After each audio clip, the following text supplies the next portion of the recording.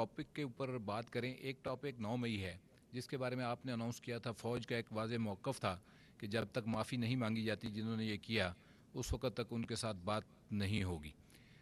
بڑے بڑے اینکر یہ خبریں دے رہے ہیں کہ کوئی غیر سیاسی لوگ جو ہے وہ بات چیت کر رہے ہیں اس جماعت کے سربراہ کے ساتھ جو کہ 9 مئی میں ملوث تھی اور کوئی ڈیل کی باتیں ہو رہی ہیں. اس پہ لیٹسٹ اپڈیٹ کیا ہے؟ کیا فوج نے اپنا کوئی موقف نرم کیا ہے؟ کیونکہ دوسری طرف سے بھی اسٹیٹمنٹس جو ہے نا وہ کوئی ملی جلی آ رہی ہیں, کوئی نرم اسٹیٹمنٹس دوسری طرف سے بھی آ رہی ہیں جو کہ یہ ظاہر کرتی ہیں کہ انہوں نے اپنے موقف میں کوئی نرمی پیدا کی ہے.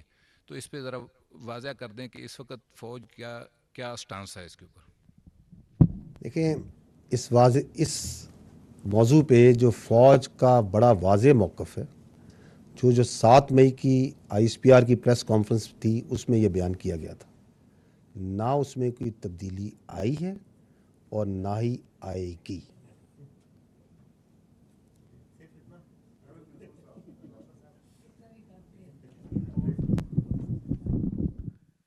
احمد منصور, اسپیشل کورسپونڈنٹ 24 نیوز.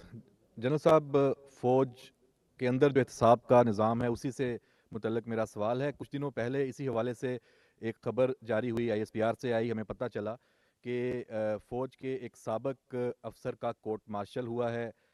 جو فوجی اہلکار ہیں انہیں بغاوت پر اکسانے کے حوالے سے اسے جو سزا دی گئی ہے 14 سال بامشقت قید کی, اور ساتھ اس کا رینک بھی ضبط ہوا ہے. تو یہ بہت سخت ایک لیول ہے سزا کا, کورٹ مارشل ہونا. اس کی اگر کچھ تفصیلات کے کون سے ایسے الزامات ہیں جو ثابت ہوئے ہیں جن کی بنا پر یہ سزا ہوئی ہے؟ ساتھ ہی سے جڑی ایک بات کہ یہ بھی بیرون ملک ہے جس کو سزا ہوئی ہے, اکبر حسین, اور اس کے علاوہ اور بھی 2-3 کیسز ہیں جو جن کا کورٹ مارشل ہوا تھا وہ بھی باہر بیٹھے ہیں. عادل راجہ ہے, حیدر مہدی ہے اور دیگر. اور آپ نے پچھلی جو پریس کانفرنس ہے اس میں ڈیجیٹل دہشت گردی کی بھی بات کی تھی, اور ان سب پہ اس سے جڑے الزامات بھی ہیں کہ وہاں بیٹھ کے وہ اس میں بھی ملوث ہیں. تو سر میرا دوسرا سوال اس میں یہ ہے کہ ان سزاؤں پہ عمل درآمد کیسے ہوگا؟ یہ لوگ تو کورٹ مارشل کے بعد بھی مزے کر رہے ہیں.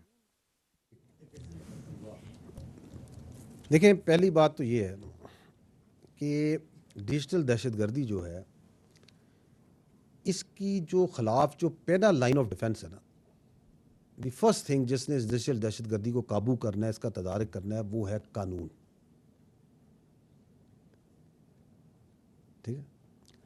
انفارچونیٹلی آپ کے سامنے ہے کہ جو جھوٹ ہے, پروپیگنڈا ہے, میڈیا میں بھی کسی حد تک, لیکن بہت حد تک سوشل میڈیا میں یہ بہت زیادہ کیا جاتا ہے. فیک نیوز ڈالی جاتی ہیں, غلط تصویریں ڈالی جاتی ہیں, ڈاکٹرڈ امیجز ڈالے جاتے ہیں, عوام کے ذہن میں کنفیوژن ڈالی جاتی ہے. سب کچھ سامنے ہو رہا ہے, غلط بات چیت کی جاتی ہے, کھل کے غلط بات چیت کرتے ہیں, جھوٹ بولتے ہیں. لیکن قانون اس کے اگینسٹ اپنا رستہ اس طرح نہیں بنا رہا جس طرح اس کو بنانا چاہیے. تاہم جو افواج پاکستان ہے وہ اس معاملے کو بہت سیریس لیتی.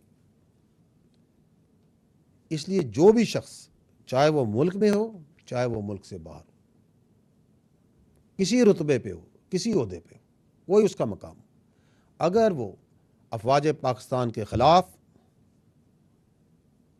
پروپیگنڈا کرتا ہے, عوام اور افواج کے درمیان خلیج پیدا کرتا ہے, فیک نیوز میں انوالو ہوتا ہے, تو فوج اس کے خلاف ضروری قانونی کارروائی کرے گی.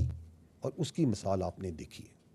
اور جو آپ بات کر رہے ہیں اس کا پورا ایک مکمل ڈیو پروسیس ہے, وہ ایک طریقہ ہے, اور اس پروسیس کے مطابق وہ پورا عمل مکمل کیا جاتا ہے. اور یہ جو ڈیجیٹل دہشت گرد باہر بیٹھ کے بات چیت کرتے ہیں, میں ان کو بدقسمت ہی کہوں گا, کیونکہ یہ وہ بدقسمت بے ضمیر لوگ ہیں جو چند پیسوں کی خاطر اپنی ریاست, اپنے اداروں اور اپنے عوام کے خلاف پروپیگنڈا کرتے ہیں.